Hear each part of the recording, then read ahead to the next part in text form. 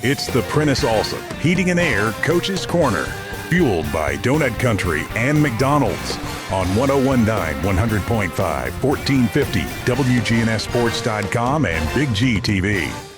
We're back here on the Coach's Show as we roll along this morning, brought to you by this segment, Parks Auction Company. Let their team of experienced and professionally trained staff utilize the auction process to sell your property. Find out more at parksauction.com. A quick look at the scoreboard from last night. Oakland over Blackman 32-0. Rockvale downs Siegel 21-14. It was Riverdale 41-7 over Columbia and 40-7 Smyrna over Coffee County. And both Riverdale and Smyrna had homecoming last night. Richland best Eagleville 37-7. PCA a winner on Thursday night over Franklin County 38-15, and MTCS 28. Providence Academy Johnson City 21.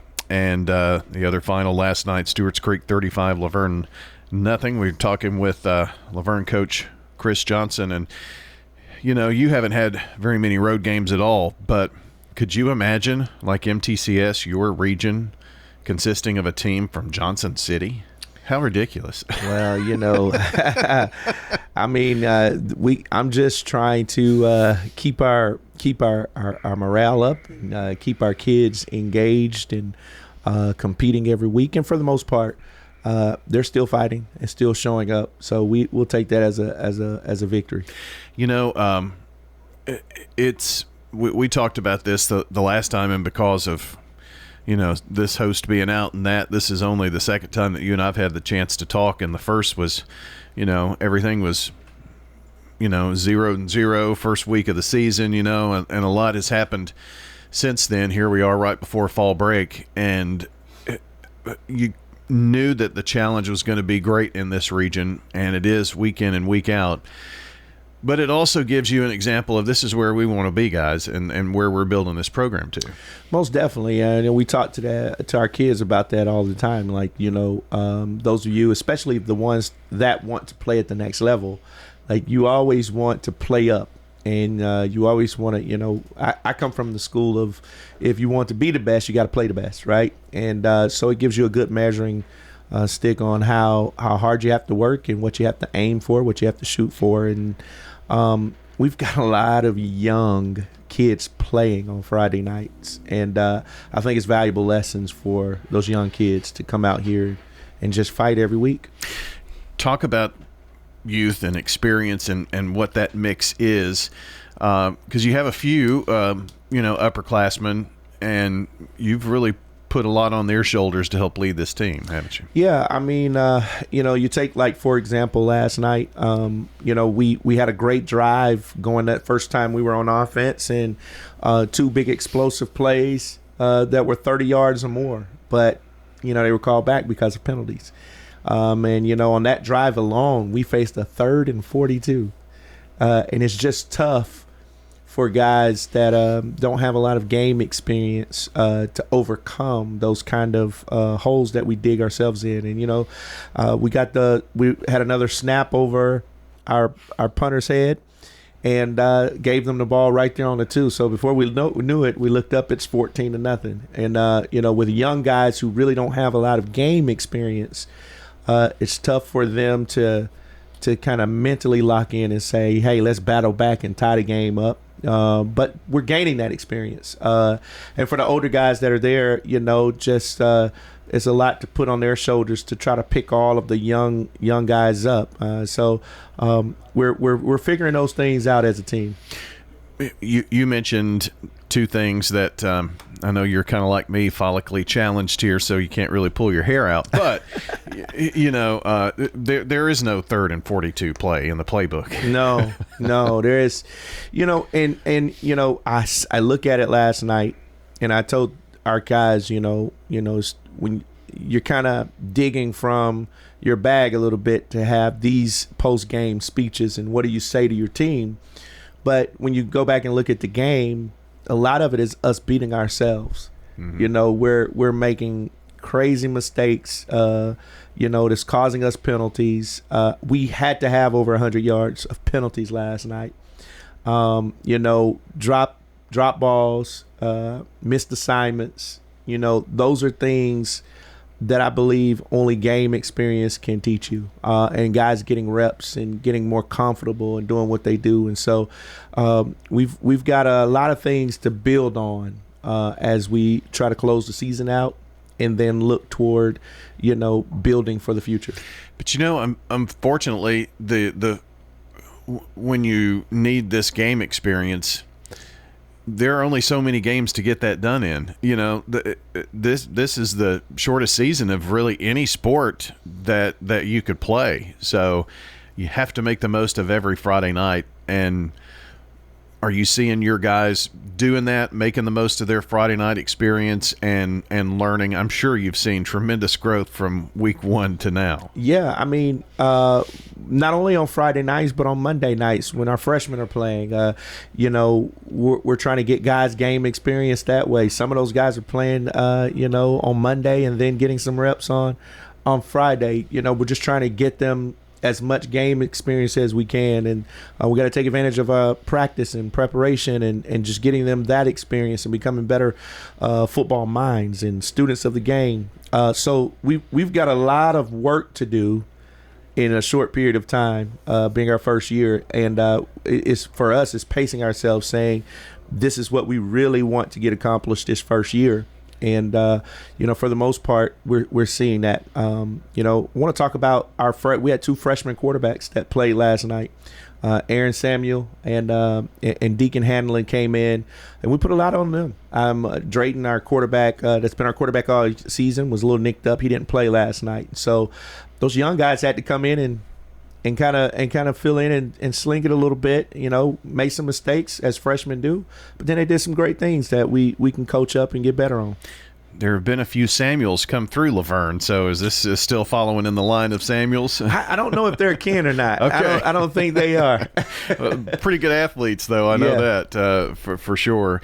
Talk a little bit about the freshman side. I mean, we're not that far removed from not really having the ability to have that, young group have a team of its own. So, I mean, this is showing some program growth. I mean, this was obviously a rebuild thing for you. You knew it was. But the freshman deal, I mean, that's one step and one very important cog in this to get playing time and reps for kids. Well, yeah, I mean, like I said, those 2 quarterbacks came in last night, got some good reps. Thomas Dixon, who's going to be a huge talent, that's going to be a name to remember. He's pretty special. He got in at running back and had some great carries. He's electric, and I can't wait to see him grow. And so we've got another one, Denham Hall, who's a receiver. He's a big, long, lanky guy. He's going to get in there and make some plays. So we've got some guys that we can build with.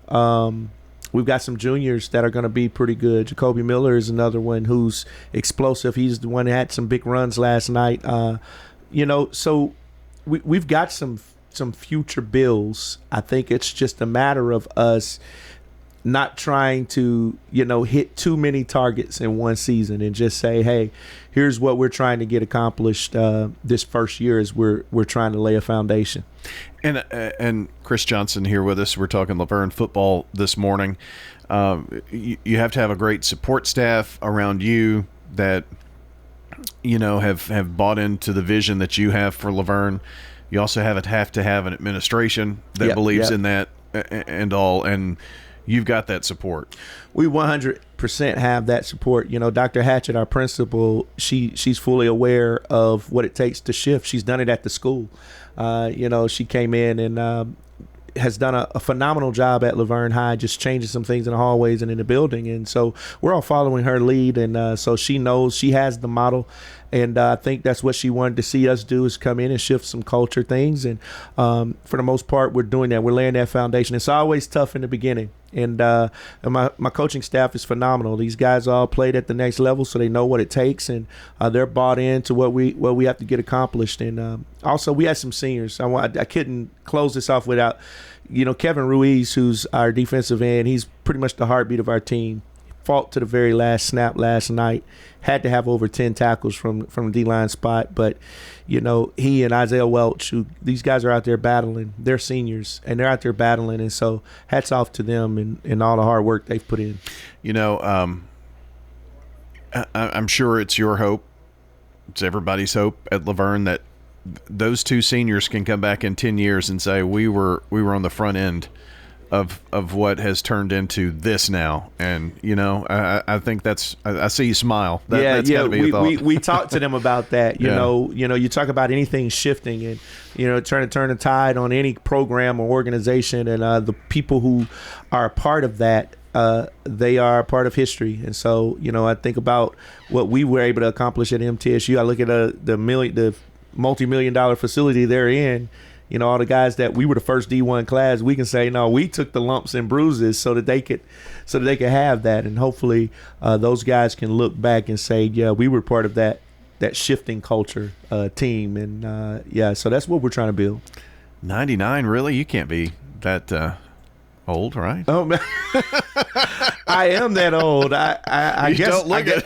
Well, I guess 44 is old now. I don't know how that became old all of a sudden. But that would have been 99, right, at middle? Yeah, 99. Yeah. Jeez, time flies when you're having fun. It does. And I really do think that's what these kids are going to be able to come back and look and see. And, in the next 10 years, who knows what facilities are going to look like at Laverne and all of the exciting things that you hear about and the vision that's been cast, and for them to be able to say, I was there when that vision was first cast. I mean, that's a special moment.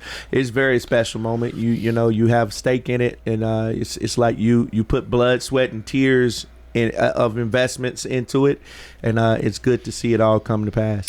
Well, you've got Kirkwood coming up on Thursday night, so you got Thursday night lights. Yep. And another home game for you. Another home game, yeah. And we're excited about it. Our fans have been phenomenal. Our parents have been phenomenal coming to the games. Our teachers and students have been phenomenal. So hats off to them. But we've got homecoming coming in. Kirkwood's a good team. I think they're 5-1. They just beat Dixon last night. So it's going to be another good team and another good challenge for us. Well, hope folks will use the opportunity to get to Laverne and see the Wolverines. And so let's see. I've insulted your hair and I've insulted your age. So maybe we'll talk in a few weeks again. I love it. I have thick skin, so it doesn't bother me. No, I appreciate you coming in and looking forward to talking about all the good things that are going on at Laverne High School each and every week, Coach. Thank you so much. All right, we're talking Laverne football, and we'll switch gears here in just a couple of moments and bring in the Oakland Patriots here on the Coach's Show, brought to you by Dr. Automotive, the cure for your car, professional auto repair and maintenance from ASE certified mechanics and master mechanics. AutoRepairSmyrna.com online.